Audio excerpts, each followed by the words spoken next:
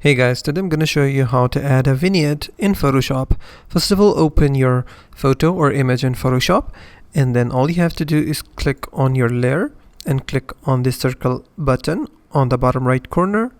Click on it and select gradient. From here, select this color. From here, select basics, select the third option, and from here click on OK. Then you have to choose the style from linear to radial, and then you have to click on reverse.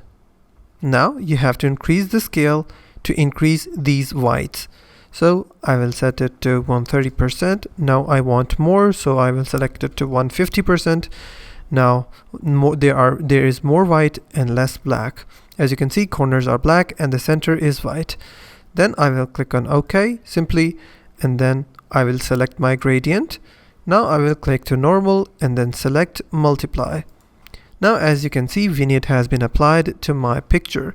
If I remove this vignette, as you can see, this was my before picture and this is after. And that's how to add vignette in Photoshop. If you find this video helpful, please hit the like button and don't forget to subscribe.